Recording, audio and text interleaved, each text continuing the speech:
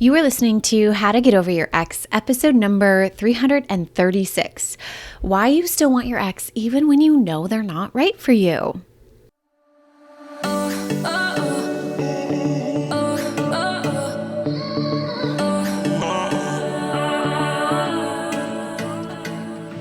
Welcome to How to Get Over Your Ex, a podcast on getting over your ex without it just taking time.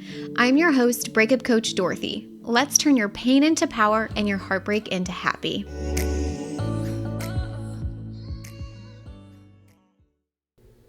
Hello, beautiful brave hearts. How is everyone doing? I am so excited to be here with you today.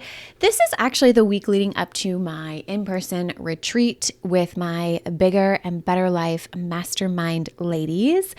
I'm so excited. It's going to be epic. But today, I wanted to talk to you guys about a couple of things that have been coming up in coaching. Let's start with when you logically know your ex isn't good for you, but you still want him. And when you honestly don't want to move on, you just want him back. Because oftentimes I see these two topics really combined. Now, I want to call out right away that there is no shame in wanting your ex back.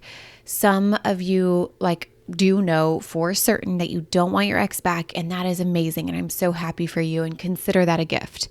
And then for others, I feel like you either secretly or not so secretly just want your ex back. And I want you to know that I am a safe space. This is a safe space for you to learn how to get over your ex without giving up on getting back together.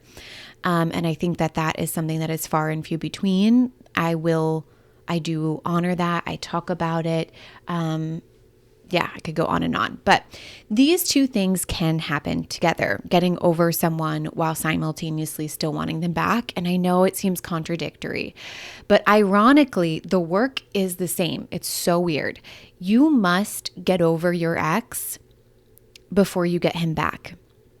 And of course, there are instances where you get back together with your ex when you had never gotten over them.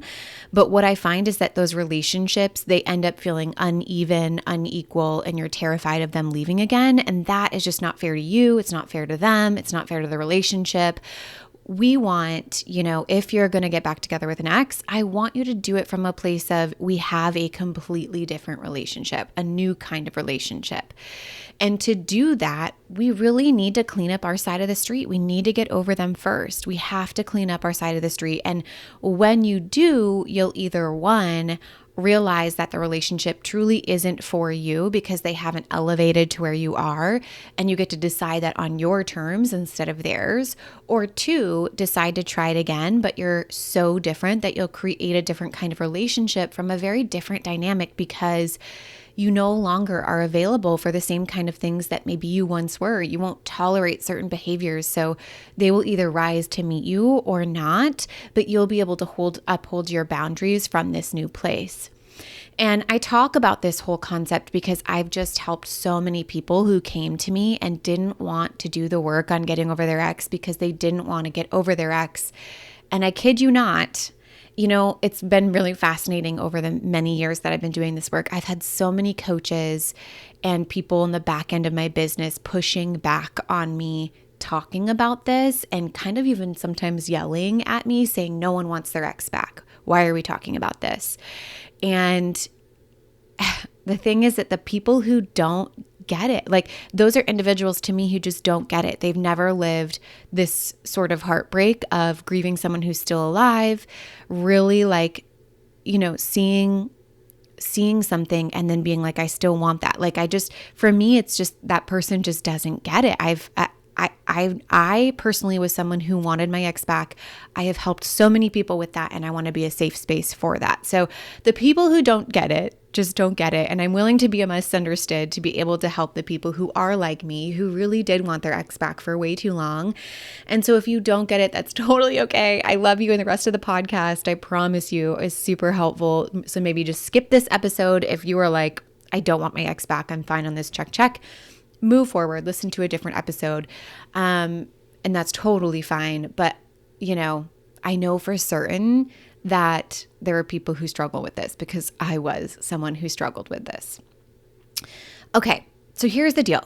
I want to help you get started moving forward and making forward momentum and progress, even if you know your ex isn't good for you, but you still want them back. Or if you're thinking like, I'm the problem and I need to fix myself to get my ex back.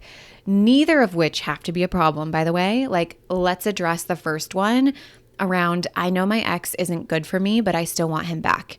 There is so much to this spectrum, my friends, right? You could be on one end of the spectrum where you could be talking about someone who's just a terrible human being, right? Y'all are toxic together. You would quote unquote say toxic together, and you don't support one another. You play games. It's unhealthy as fuck. Or it could be the other end of the spectrum where you're great with one another and they have everything that you've ever wanted in a partner, but there's one thing that they don't want, which is marriage, or one thing that's really important to you. So he isn't the fit because he doesn't have all of those things, or not the right one for you, but yet you still want him because there is so much about him that is desirable. Now, both, I promise you, are caused by desire and attachment.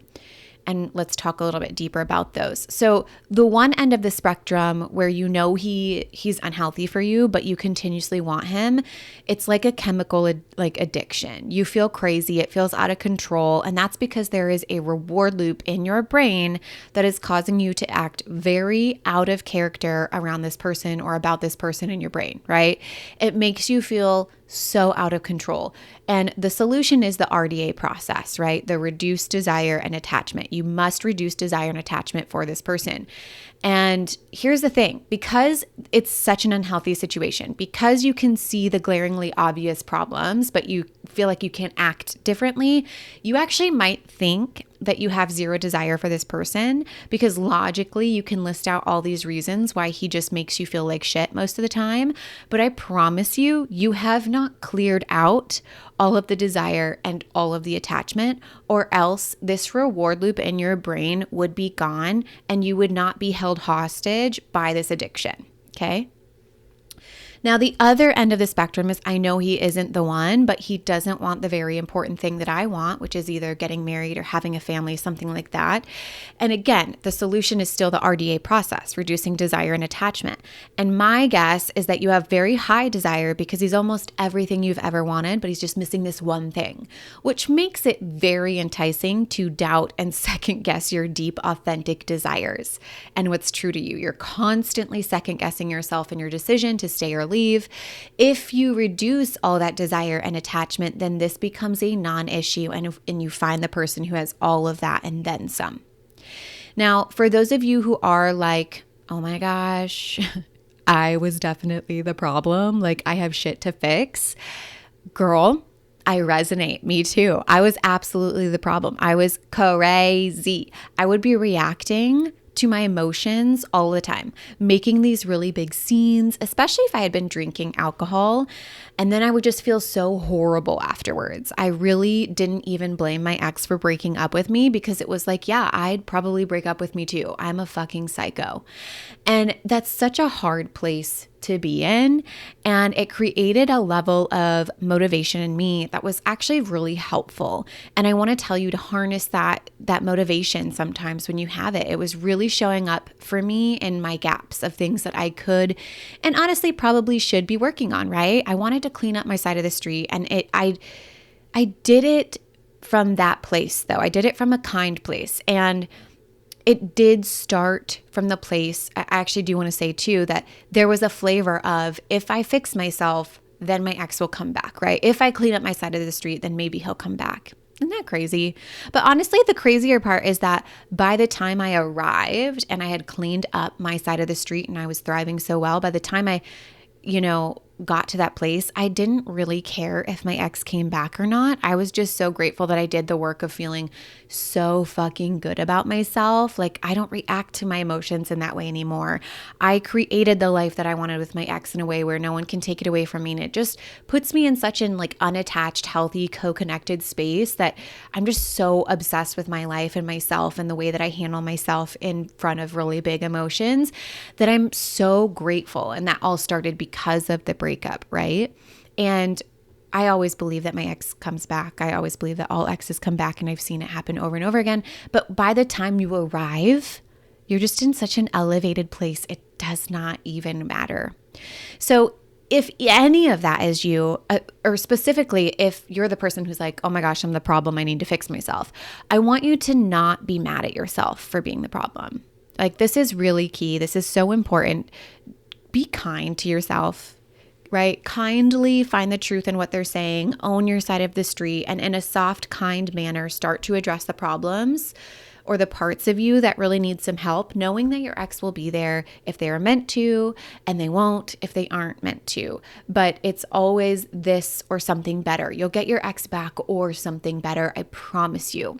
And when you do that, it brings you to a calm place where you're not in scarcity and fear of missing out. So all of this, all of those scenarios really kind of like bring me back to one big point of this whole episode, is that truly I do believe exes always come back. I've just seen it time and time again. It's a belief that I have, and it's not a belief I suggest you use against yourself, okay? Do not use that belief in a way of, he will come back, so I'm going to hold out hope, or he will come back, so I get to skip the work. I use that belief to create a calm, abundant feeling in my body, a place of sufficiency of, again, there's no fear of missing out. There's no FOMO when I believe that my exes always come back. Now, when I believe this, it makes me feel like, again, no FOMO, I never missed out on anything, that I am and always will be the ultimate decider of what relationships I'm in, which feels great, by the way. Fucking love it, okay?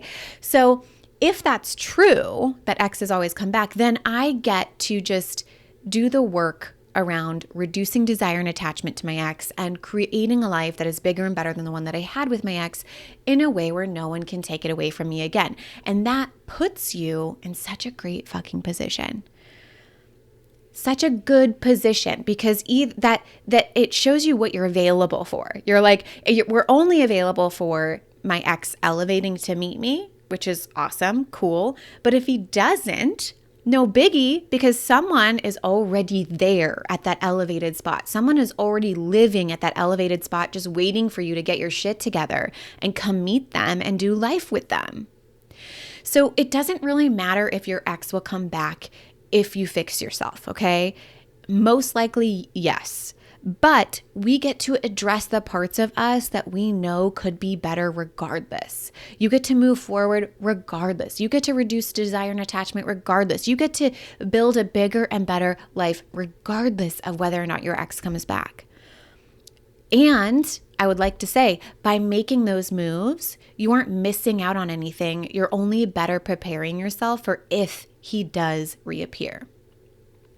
So to get started, I really want to offer you some questions that you get to start exploring your desire and attachment to your ex, because I do say that that's always number one. We have the entire RDA process that is a proven process to reduce desire and attachment inside of the Get Over Your Ex program, which opens June 1st. I hope you join us. But in the meantime, I really want you to start exploring these questions yourself. Number one, when I'm honest with myself, what are the things that I desire about my ex, even if I know we aren't meant for one another? Number two, what are the things I think only he has? Number three, what am I afraid I won't have if he's not in my life? Number four, what do I think I'll miss out on if he's not in my life? Amazing. All right, my beautiful brave hearts, I love you so much. Over the next couple of weeks, you're actually going to hear from real client stories about how they truly only wanted their ex back and what conspired through doing their work on themselves. So like transpired? What actually happened when they did that work on themselves, how they did that work on themselves. Some of the exes come back, some of them don't. Actually, all of the exes came back, but some people decided to work on the relationship and some of them didn't. And so you get to see what that looks like from a lot of different vantage points, and you get to see how they moved through those timelines and how they moved through those experiences to get real world kind of eyeballs on that experience. So I love you guys so much. I hope you're having an amazing week. And remember that you get to win either way, right? We either win at moving on or we win our exes back, which I love. All right. I love you all. I hope you have a great week, and I'll talk to you next time. If you're loving the How to Get Over Your Ex podcast and you want to learn how to get over your ex in 3 months or less to build a life better than the one you thought you had with your ex, I would like to personally invite you to my next group course where we take everything you've learned here on the podcast and apply it to your life. Come check it out at www.lifecoachdorothy.com.